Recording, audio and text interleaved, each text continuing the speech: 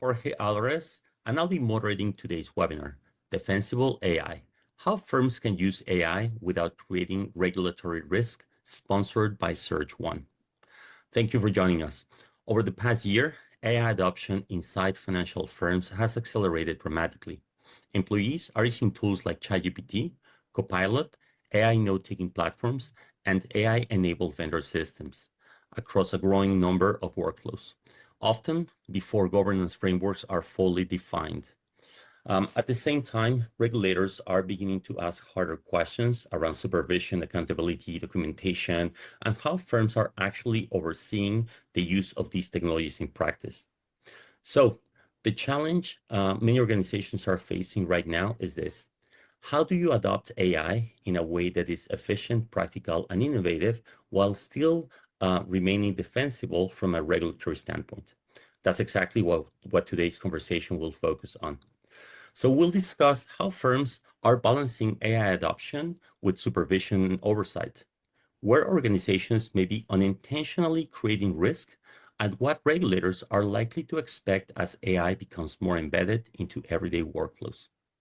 I'm delighted to be joined by three experts who bring complementary perspectives across technology, compliance, and regulatory enforcement. First, Sid Mendra, CEO and founder of SurgeONE.ai.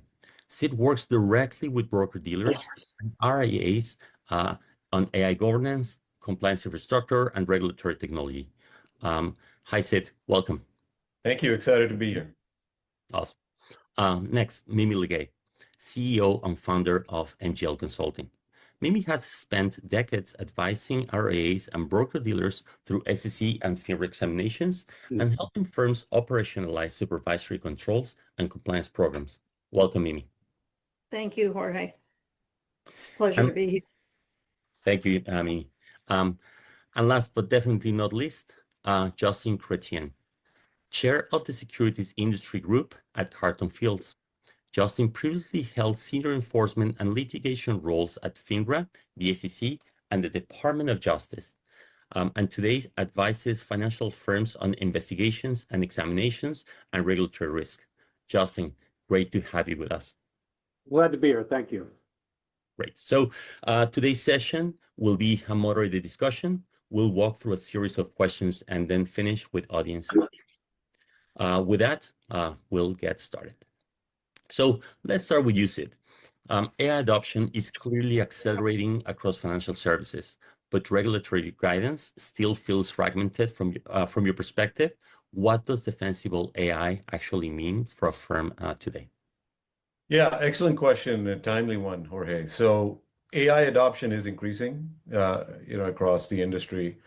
Firms are, particularly broker-dealers, RIAs, reps, are increasingly using AI tools, or they're using tools that have AI in them. And so the reliance on some of these tools is definitely increasing. I do think that with that adoption, there's also a lot of talk in the compliance circles and the regulatory circles around responsible AI use and frameworks of guardrails around AI. So that's a topic of discussion everywhere. In fact, we just came back from the FINRA conference, where there were a number of sessions on, AI regulations and AI guardrails, probably a topic that is very, very, very relevant. So the number one thing that we're seeing with AI use is, building out within your organization a policy framework for how AI should be used, and ensuring that you work with experts to sort of build that out and keep tabs of what's actually happening in the industry, and essentially inventory every app that you're using for AI use, and make sure that those apps are running in a way that you would find feasible within your organization. Great. Justin, Mimi, anything to add? Yeah, I've got something to add. Let me just piggyback on Sid's excellent comments there. I think regulators overall, or at least they profess to be agnostic about whether or not firms actually adopt AI, but they are adopting AI for their own use as regulators, and they really expect that firms are going to do so too, sooner or later. So regulators are giving a lot of thought about it, and they seek feedback from firms about their experience, and they want us to succeed with AI. I attended two of the sessions at the FINRA conference directly dealing with AI. They're all over it. Of course, FINRA right now is bending over backwards to be as nice to the industry as possible. They have issues of their own to deal with, but as far as AI is concerned, they're upfront. They want to be transparent. They want to assist. As for risk management, I think it's a balance. As far as what defensible AI means, it's a balance between innovation and risk management. So what are some of the risks? Well, the biggest risk, it deals with investor harm or potential investor harm that might come about as a result of the use of AI. The non-public personal information of investors must be protected. So how do we manage these risks to investors? We have about a dozen bullets here, so I'm going to go through them very quickly. The first bullet is to go slow. This is a complex situation, a situation with complex programming, and everything that AI does is not entirely foreseeable or predictable. So we need to go slow. It's revolutionary technology. And in my view, as a regulator, previous regulators should be implemented piece by piece in a very thoughtful way, like a function at a time or a few functions. Don't go wholesale overboard into completely redoing everything the firm does with AI. It needs to be done piece by piece. One of the things that's very important, or the most important thing, is about the data that the firm has. Know where your data is presently housed and how it is currently protected under the firm's cybersecurity protocols. You also need to understand your firm's needs and how an AI model fits those needs. And then you got to determine whether an internal model owned and developed by the firm is appropriate, or maybe it's more cost effective to get a proprietary one from a vendor. Internal models, of course, you have more control over the design of it and its functions, but it's likely going to be more expensive. You need to understand the AI model and what it can and cannot do. You need to ensure that your AI model will always protect your firm's data from inadvertent disclosure. I would bold that and underline it. That's the key risk that the regulators are looking at. They want to protect investors, and if their data is handed over to open access sources, then that's a real problem. You're adopting an AI model to help your firm. You got to establish how you're going to measure success for that task. AI is a bad investment if it does not work in the end. You also need to put in place guardrails to safeguard your data and the firm's operations from AI if it does not function properly. There should be contingencies for failures to contain your data that does not result in data going into open access sources. There should be testing methodologies to ensure that the AI tool is not biased. That means you save your inputs and see if you can reproduce the same outputs again and again. You need to ensure that the data that the AI relies upon is always the most current data. Data changes, and if you have bad data, the AI result is going to be bad. Also, the software with these AI tools is always being updated. You need to make sure that there's almost instantaneous updates, that the updates are made almost immediately upon receipt, because you want to have the AI to have the most current software and the most current data set. The firm should then test regularly to ensure the model is working properly and has not been degraded or diminished or is experiencing hallucinations. All of this requires ongoing due diligence. This is not a plug-and-play type of investment. We realize it's a huge investment for most firms, but it's going to require ongoing due diligence and somebody directly responsible for the due diligence and oversight of the AI platform. It's great. Thank you so much, Justine. I think that this is a great guide. The points that you went through, it's actually a really good guide for our audience. Thank you for that. Um, okay, so let's go to our next question. Mimi, we're seeing firms use AI for everything from policy drafting to internal supervision workflows. Where do you think firms are currently underestimating their exposure or risk? I think as a practical matter, they're most at risk for what they don't know. So again, if you don't know your people are using AI and or what tools that your firm is currently utilizing that has AI capabilities, you're not going to know what you need to be looking at or looking for. So you really need to take the time, as Justin said, and go through and identify what are the different tools that your staff is using and which ones have AI capability, which ones do you want to allow them to do it because you've gone through and done your vendor due diligence on those instances, but also which ones you don't want them to be using. So going back to Justin's point also about privacy concerns, you don't want them using public AI tools like, Copilot or some of these others that are free out there, because you don't want your customer data being put out into the web where you no longer have any control over it. It creates, if you don't know where your folks are using these tools, it's going to create record keeping problems for your firm. It's going to create privacy issues, supervisory concerns.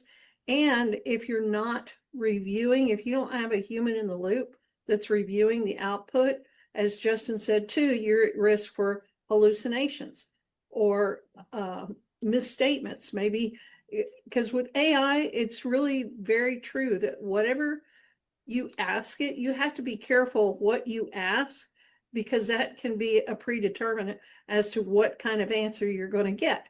If you don't ask a good question, you may not get the correct answer back. And similarly, there's been times where AI doesn't know the answer, so it makes one up. And it will lie to you if it doesn't know what the answer is. So you have to have experienced people that are looking at the output. And if you don't know your folks are using it, that's really where your biggest exposure is. You can't just put your head in the sand like an ostrich and pretend it's not happening. That's great. Thank you. Yeah, Yeah. I mean, let me just add something to that. I completely agree with what you're saying there, Mimi. And it sort of reminds me of where the industry was, I'd say 8 years ago, particularly around cybersecurity risk and independent broker dealers. So a lot of the independent broker dealers had a lot of, have, and they still do, independent contractor reps, 1099s. These 1099s use their own devices, they use their own networks, and now are using their own apps. And the standard of care back in the day was you would send all your reps a questionnaire and you would say, hey, please tell us what device you use and have you made sure that you've updated your password, or is your disk encrypted, or um, are you installing Dropbox, and are you moving files to Dropbox? And it was a question and answer type of a validation or enforcement check, which, most people, what do you think they would say? They would say, yes, I have my device is patched and it is encrypted, and nope, I'm not using Dropbox. But how do you really know? And so now, with the advent of all these apps, we've now opened up a portal that's way more difficult to manage. So we're way past spreadsheets or sending questionnaires. We now have to rely on tools. And then shortly after this happened, there was a wave of companies that built monitoring tools that independent advice, broker dealers could deploy on their rep devices to gather a lot of this data directly without having people to respond to questionnaires. Well, those monitoring tools now um, are having to be extended to be able to detect new threat vectors, right? And so that's sort of an area that we see the industry sort of moving in the direction of. So I completely agree with Mimi. I mean, I think in today's world, knowing who has access to what AI app is paramount. Are you using ChatGPT? Are you using Claude? Are you using Grok? Are you using Gemini? Which version of Gemini are you using? Are you using the free version, the Teams plan? Are you using a corporate version of it? Now, a lot of organizations are providing the corporate versions to their advisors because they want to be more productive. But how do you know that that's the Claude app that they're using? It's not the personal one that they signed up with their own credit card that evades corporate guardrails. And so the ability to detect shadow AI use is probably one of the most or the biggest threats that organizations have today. So inventorying it, risk scoring it, ensuring you have guardrails in place is sort of a very big step that organizations have to kind of pay attention to. Good news is there's ways to do it. That's great. Thank you. So you were talking about human in the loop, Mimi, and there is a kind of competitive situation going on here right now, right? Like some firms are going to be more relaxed, some firms are going to be more strict, but being more strict probably means that you're less competitive, right? So this question is for you, Justin. How to balance the human in the loop aspect with productivity, um, with making sure that your risk is under control. Well, thank you for that question. So firms need someone in the loop or on the loop, if you will, to ensure that the model is functioning correctly. Someone must be accountable. The model is not responsible, and the firm and the representatives or advisors charged with overseeing the AI, they are responsible. There should be someone designated for this role and procedures established to govern activities related to the role.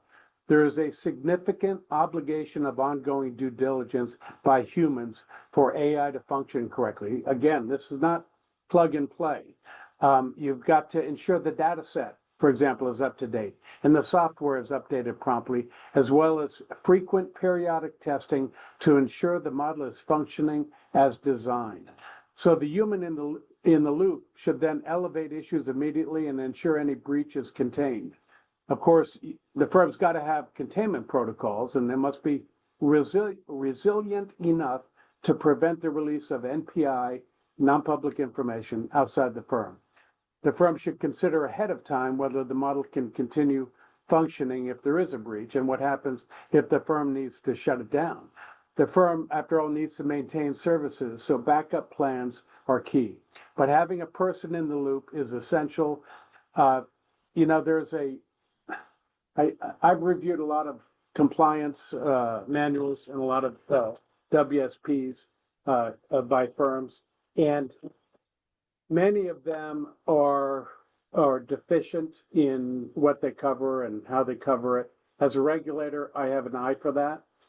And what it means to me is that humans are imperfect and they don't always get their manuals and their procedures right. I would not trust AI to draft up compliance procedures or policies and procedures without having a human in the loop, somebody expert at compliance and the legalities of running a broker-dealer. You've got to have a person in the loop. Otherwise, I think you're taking a huge gamble. And the gamble is not only to your firm, but to the investors who have provided data to your firm. I agree with Yeah. Justin. Yeah, completely. Yeah, go ahead, Mimi. Because ultimately, you can't have it blindly prepare a document and then expect to be able to use it right off the shelf type thing. You're going to have somebody who has knowledge and experience of the industry to review that to make sure that it does in fact apply to your firm's business, that it does in fact mirror the way you do business, because oftentimes we'll see firms who have policies and procedures, whether it's written by AI or whether it's written by somebody else, that does not line up against their practices. And once they implement those policies and procedures and say, okay, these are our policies and procedures, but yet they're not following those policies and procedures, that also creates exposure points for them, because those gaps create regulatory deficiencies. Because by definition, at that point, you're not following your own procedures. So you have to be very careful in having AI draft a set of procedures for you without looking at them, or without having somebody that's knowledgeable about your business, knowledgeable about the regulations that govern your business, and knowledge about how you conduct your business, to make sure that those policies and procedures do line up against your firm and its practices. Yeah, and just to kind of to add to that, I think you highlighted two main points there, right, Mimi, is that having humans in the loop is not an option. It's a must-have, especially with AI systems. But the second part is the right kind of human. It can't just be any human. It has to be a qualified human, a human who's actually able and capable of reviewing the output that AI puts out and can bless it, and the organization can back that up in the form of some sort of a record. So I think that part is hypercritical. Now, I do want to say one thing, which is this whole contention, and a lot of people who are probably listening to this are thinking this, because if you all sit and listen to Sam Altman, who's the CEO of OpenAI, or you listen to Dario, who's the CEO of Anthropic, and these are some of the, some of the most notable people in the world of AI. You listen to where they see the world going. You'll see them say things like, any system that has a human in the loop is going to get disrupted because the world's moving towards autonomous, right? We're moving from an industry where things were managed by humans with, software being a tool, to things being completely autonomous. I mean, there's talks about robots doing things, right? So fully autonomous world. So there's a lot of people who believe that that's coming. How does that apply to us in our industry? And so this is, a paradox that a lot of people are, will there be a compliance robot that effectively becomes the next Optimus, but for compliance? So every RIA is going to have a robot sitting next to him that's going to certify the rules and the policies. I mean, effectively, whether that's software or actual physical person, right? So this is kind of the contention that the industry is going. Now, what I will tell you is the day we see doctors getting replaced with robots completely, i.e., insurance companies are paying robotic surgeries with no human in the loop, no expert in the loop to bless the diagnosis that comes out of that, is probably the day we should be thinking about our industry being worried about there being humans or experts being replaced by robots. So in other words, I think this is a long time from today. I think in the conceivable future, you're going to have licensed humans certifying outputs. There would have to be fundamental changes to our industry for that to happen, because currently, in order to act in a role of a supervisor or a chief compliance officer for a firm, you have to be licensed. Correct. And you have to pass qualifying examinations for that. And when you sign off on something that you've reviewed it and you've approved it, you're taking personal liability for that. So if you have AI completely draft something for you and you don't look at it and you just sign your name to it, then Justin, you can go into what your personal exposure is on that one. But as far as I know, in the conversations that I've had with FINRA, they are not at this point in a position to start licensing AI tools to act as qualified principals. So from a regulator's point of view, they're going to hold somebody accountable. The firm's going to be held accountable as an entity. An individual, if there are violations that are because of AI, it's going to be across the headlines. There are going to be big cases, because that's going to be the next big case, is some AI case where the AI has misperformed and there is a data breach, and 10,000 customers' information, the information for 10,000 customers is now open to ChatGPT. That kind of issue. That's the big worry for for the regulators, but they want to take this, they want us to take the industry to take it in baby steps for our own good and for the protection of the customer. So there may be a day, that sounds like Lord of the Rings. There may be a day, but it's not this day. There may be a day when robots are doing the job of an advisor or a representative. And maybe someday of a doctor, maybe someday of a lawyer. I think there are problems in each of those areas where the issue of human judgment, and not robot judgment, but human judgment. There's things like compassion and understanding, and that a robot, I don't care how good it is not going to understand as well as a broker sitting across from a client who needs a particular type of help. That's not going to happen in our lifetime, I don't think. But the baby steps, the use of AI to manage and digest and summarize vast amounts of data, perfect. No problem with that. The use of it to monitor trading for manipulation, regulators do that all the time, and firms ought to be doing it as well. They need to be making sure, and they're checking emails as well for evidence of misrepresentation. Those are things where there are large data sets. AI is perfect for it.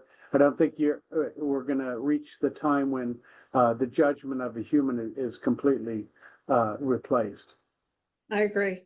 I think, at best it can make your lunch for you, but it's not something, it's like a paralegal or it's like an analyst, and it's a tool that you can use to gather information and present it to you in different formats that you can then take from there and apply the critical thinking skills and your experience from the industry to that information. But I don't think you can just take the raw data and say, this is it. In fact, in conversations I've had with Marshall Gandy at the SEC, Marshall's position is, if you use it, don't tell me later, well, that wasn't on me, that was on AI, because AI was the one that made the misstatement. Me, doesn't fly that way. Yeah, and just to kind of add to this, maybe, right, and I think we're sort of heading down this direction. Given that the world's going to be hybrid, in that you will always have an expert in the loop, or at least a human in the loop, preferably an expert. I think in compliance, it's not a question, it's a must. You should always have an expert. I mean, certain tasks, probably someone that may not be as qualified may be allowed to certify, but in our industry, certainly for the type of work we're talking about, it'll always have to be somebody that has knowledge of the space. So given that the world's going to be in this sort of hybrid environment of humans and experts with software, and the finger pointing can't happen where the human's pointing at the tool and the tool's pointing back at the human, and at the end of the day, the issue is still the issue. What do you do? How do you think about systems going forward, right? And so I think, I'll tell you at Surge, this is the area that we focus on, right? Is we know for a fact that you're going to have tools, and we know that you're going to have people, and it's that interaction between the tool and the human, and the back and forth, and the ability to certify that the human has in fact reviewed it, and has signed off, and data is stored in an immutable record. I think that's sort of the industry direction, right? I'll give you a simple example. On the cybersecurity front, we had a situation where a large broker-dealer came to us and said, hey, I've got, let's just say for the sake of example, 5,000 independent reps that we need to monitor. We need to surveil them from a cybersecurity standpoint because we have a written information security policy that says all these independent reps have to have a minimum standard of care when it comes to cyber.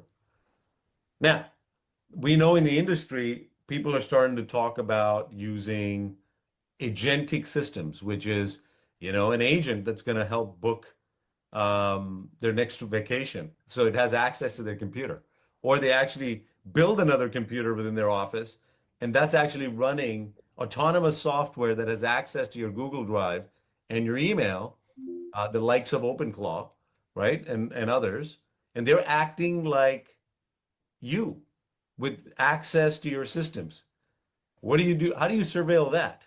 Right? So being able to sort of not just solve for problems of today, but also thinking about where the world's going and addressing those threats and addressing this human AI interaction is really where we see the world going, assuming that the world's always going to be hybrid, at least in the short term. I think, well, this reminds me of what happened with the advent, really the acceleration of high frequency trading and algorithmic trading about 15 years ago. FINRA and folks at FINRA, I was at FINRA at the time, and the question arose frequently, well, how are we going to enforce the rules if it is an algorithm that is performing the trading? And as you know, algorithmic trading, they might be trading 100 times in a second, and they use sophisticated algorithms to take advantage of small incremental price changes. That's just one shade away from manipulation. If you're doing the trading to change the price rather than doing the trading to take advantage of price improvement, there's a big difference there. So the question was, who's going to be responsible? And the answer was the firm's responsible, and anybody who has knowledge of the algorithm, the person who created the algorithm, if it is engaging in manipulation, is responsible as well. So there were no new rules created by FINRA to manage the high frequency trading. They issued some guidance, notice to members, but it's all saying basically you got to monitor this, you got to monitor that, but no new rules. And FINRA, since that time, has regularly brought market manipulation cases against firms where the high frequency trading crossed that line and actually became manipulative and moved the market. So FINRA used the same existing rules to enforce compliance with respect to high frequency trading. I think the same thing will obtain here with the use of AI.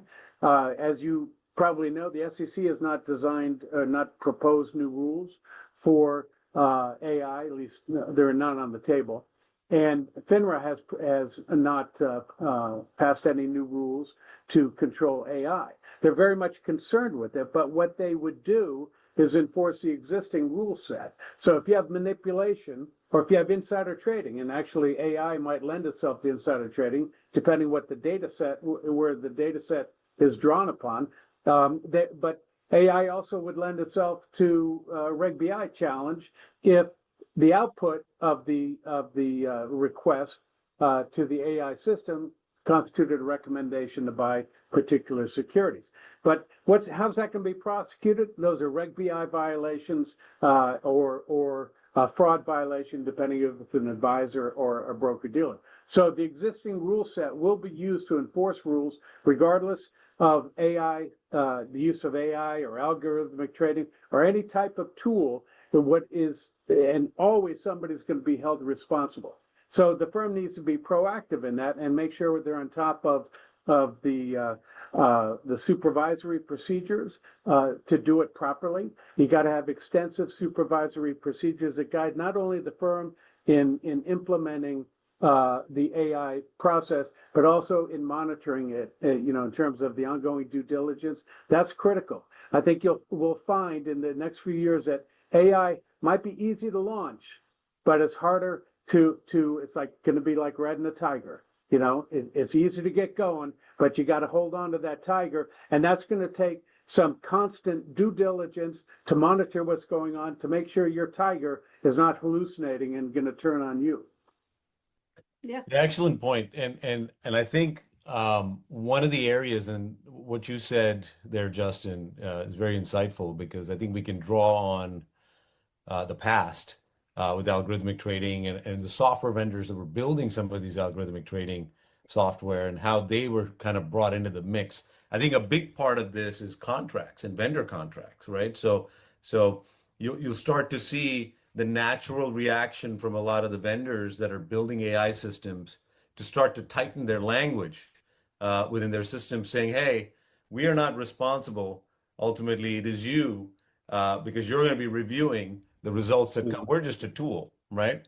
And then the firm that's using it is going to go, well, until you explain to me how the tool does what it does, we're not going to bless it until, you put something in writing that says that someone on your side is going to review the output and lower the hallucination rate. So I think the industry it's going to be a very interesting time over the next few years and I think we're still at the beginning of this, right? So vendor contracts is an area of a lot of discussion and liability and who's got negligent liability and where do you limit that at? So I think this is a very active area, and I think the industry will continue to be litigated for a short term until there's some equilibrium position that the industry gets to. Well, and I would agree with you on that, Sid, because I mean, I've seen situations in the past over the years where a large group of broker dealers were using the same order management system for trading, and that order management system had a failure. And since the vendor that ran the order management system was not the regulated entity, FINRA went after the clearing or the correspondents and the clearing firms who used that vendor, because those were the regulated entities. Those were the ones that were charged with failure to supervise because they failed to determine that there was a problem with the vendor system, which permeated their order routing processes. Mm-hmm. So again, that's a perfect example and why it's important for firms to also ask their vendors, because sometimes you may have had a vendor in place for 5, 6, 7, 8 years or longer, and their contract never contemplated AI. But now there's AI and tools embedded in their system. You need to know that, and you need to also make sure that your contracts address that. The vendors also, although they may not be likely to be subject to SEC or FINRA litigation, they will be subject under the cybersecurity laws to the FTC, to DOJ, to CFPB, and other entities that can prosecute them. So there's no safe harbor for them because they're not a regulated entity with FINRA or the SEC. Yeah, and this again comes back full circle if you think about it again from a vendor perspective, right? So if all your contracts are going to require you to sign up to a certain degree or a high degree of liability for potential smart software errors, and your clients now have the ability to come to you and transfer risk to you, what does it do for pricing? Do you now price your products higher when AI is promising to lower the cost of making the industry run more efficiently, right? So there's all these very interesting economic dynamics that I see happening over the next few years where, vendors are going into firms saying, hey, you've got a team of 50 people. We can help you streamline that and bring that down to 5 people. And now 5 people can do the job of 50 people, right?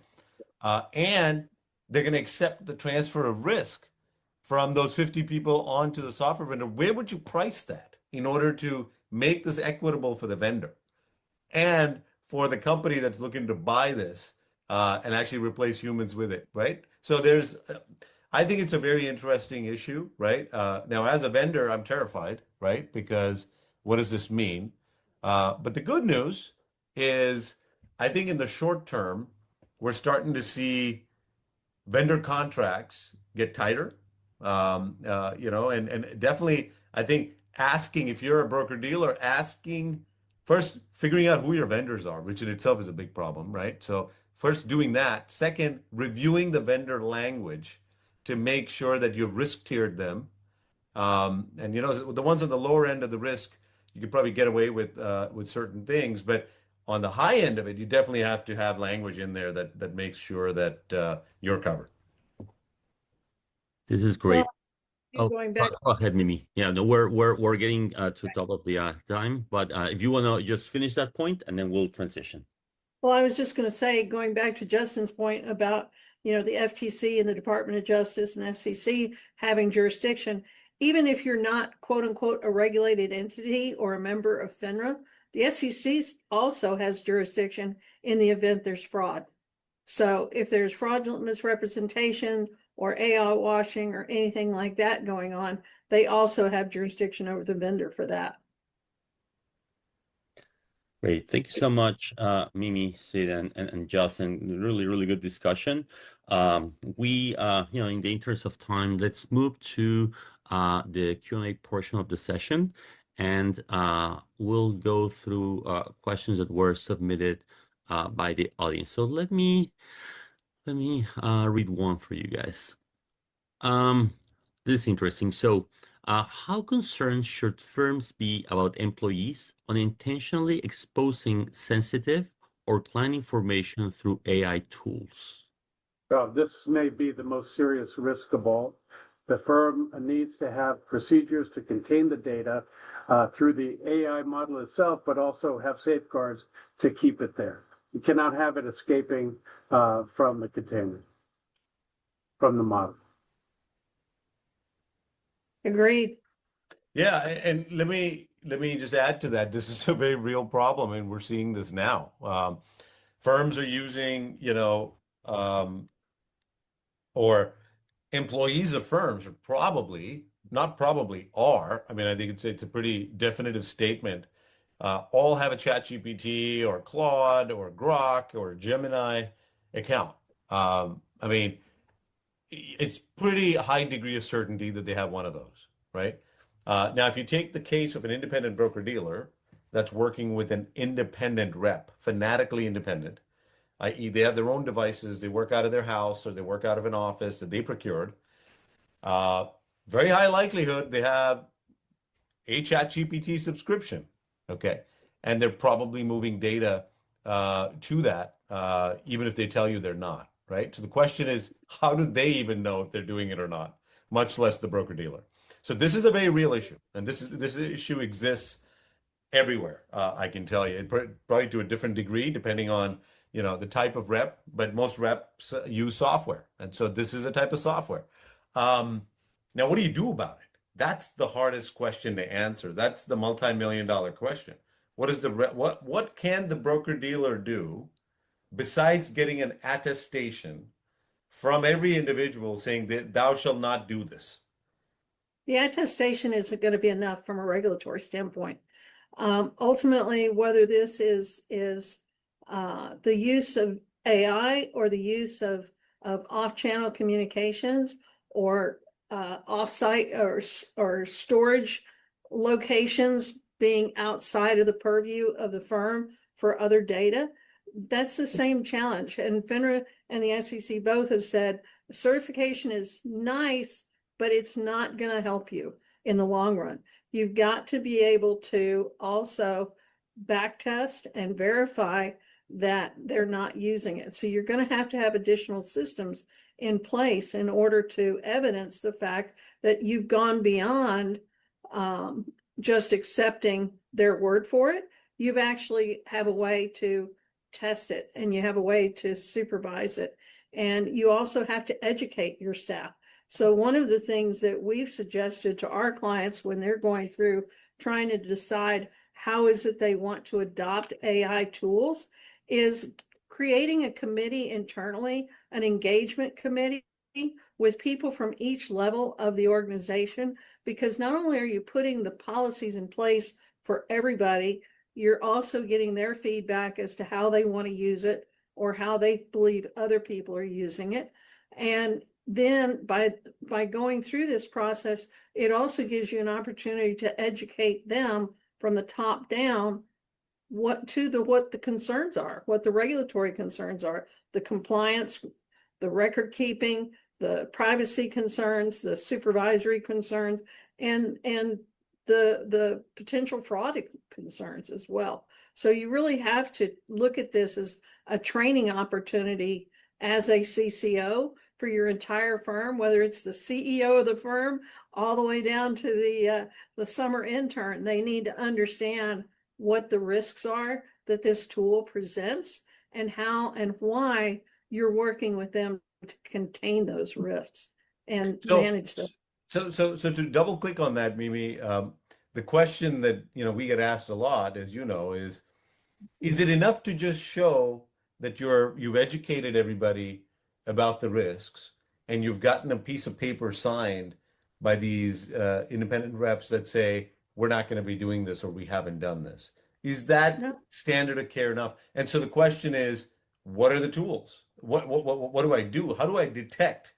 Because one could easily say, well, I did use ChatGPT and I do have a personal subscription, but I don't think I moved any data because I don't know if I did. I don't even know what NPI is, non-public information, what do I consider non-public information? Is it That goes back to your training on right? an annual basis, because whether it's your continuing education program, your annual compliance meeting, or even compliance alerts that you send out to your staff throughout the year, you've got to train them on what do we mean by PII? What do we mean by confidential information?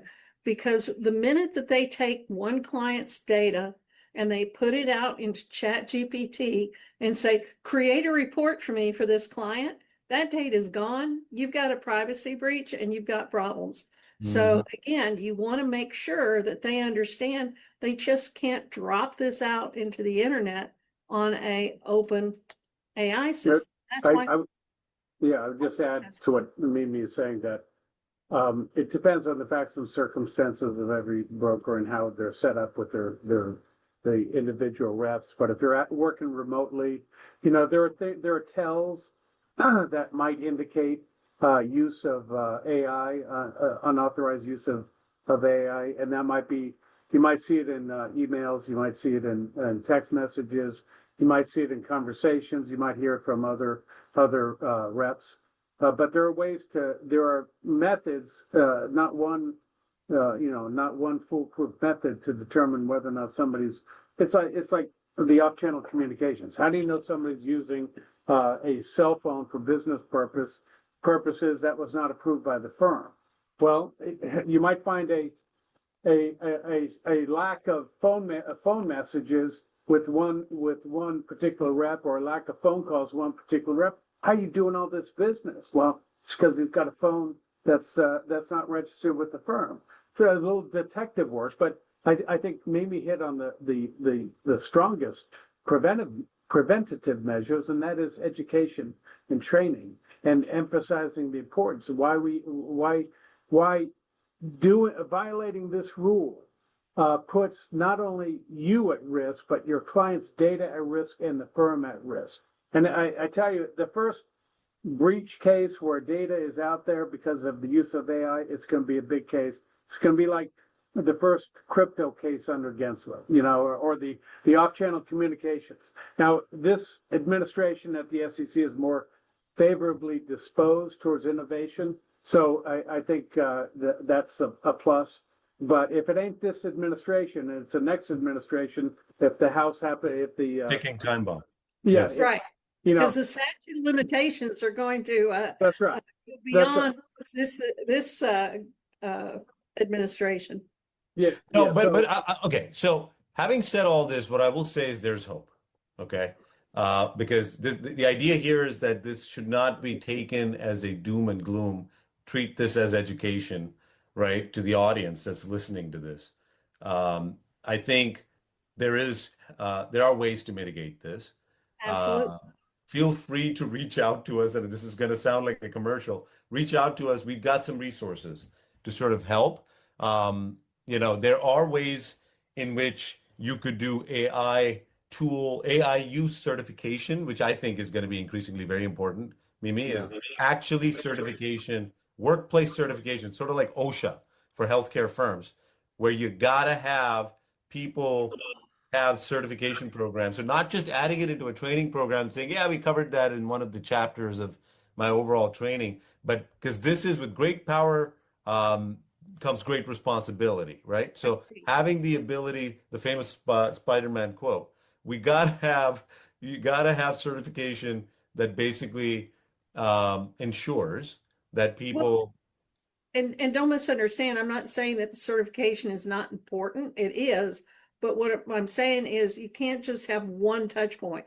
You're going to have multiple touch points as well Sure, for the That's right. That's right. You yourself have communicated this well enough to your staff that they understand the issues. Now, can you prevent them from going around you and going out, what we would consider out, taking themselves out from underneath the company umbrella, if you will, and going off on their own and buying a burner phone or doing something like that, or setting up their own account because they don't want to be monitored? No, you can't. But what happens then is they've now just moved to, I'm a stupid rep, to willful. They've now initiated intent to circumvent the firm's compliance systems and supervision, which then brings it all down on them, and it helps negligence to intentional exactly avoidance. Yeah, but on the other hand, so beyond certification, I think there are software tools absolutely that organizations should be looking at or investigating that are going to be less loosey-goosey, like training and certification, but much more direct, i.e., coming in and saying, here's what happened. And so we're starting to see an increase, very similar to cybersecurity tools that organizations now have that allow you to monitor, cyber risk on the part of employee or independent contractor rep devices or their use. We have software that is available that can actually detect shadow AI use. And I think if you're going to assume AI use, you got to have those tools in place in order to make sure that firms aren't circumventing it. That was the testing part of it that I was talking about as well, because as you said, you've got to be able to go back and test. You can't just rely on the certification or the training. You've got to still be able to go out and test. So I know you and I have talked before about tools that can go out into a firm's environment and look and see which applications is a rep using, and whether or not they're spending time on different AI sites, because that's important. There's also ways, from a compliance perspective, to look at documents and determine whether or not they've been created by AI. And the regulators, as Justin can tell you, will look at the metadata as well for documents. So if you say on one side that you're not using it, but yet the metadata shows that you are, then it's they got you. And so you want to be very, very careful when you're constructing your policies and you're training your staff to make sure that you also have those tools to be able to test your processes, because without them, you're still exposed. Let me make one point about that. It would be a bad thing if a rep goes astray, goes rogue, and engages in unauthorized use of AI and there's some data breach. That's a bad thing. We want to prevent that, and we talked about how you do that.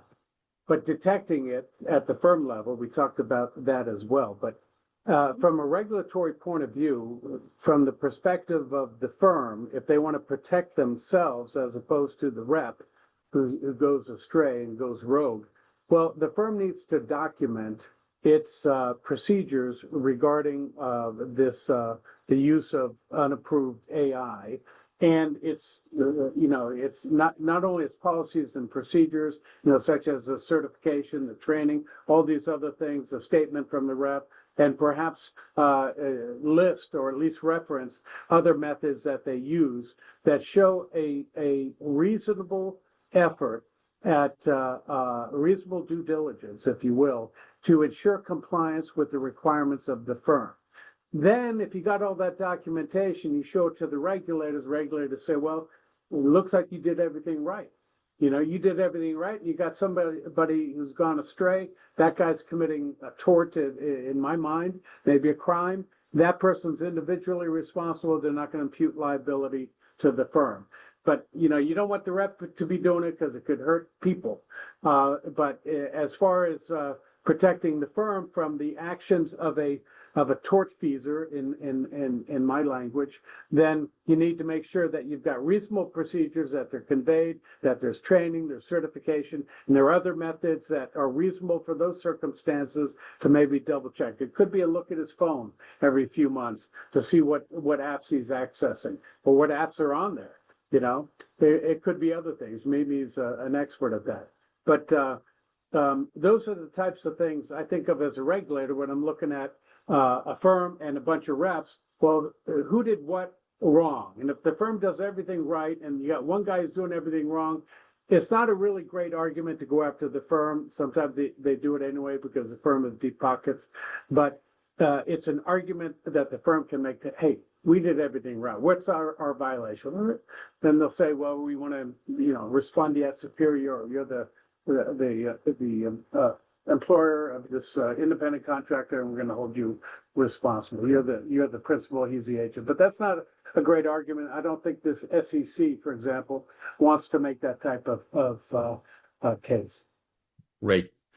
Thank you so much, guys. This is a great discussion. We have to stop here, but for anyone who sent questions that were not answered, we'll reach out to you via email, and we'll respond them and that via that channel. If anyone has an additional question, we still have like another 60 seconds. You can still put them in the Q&A.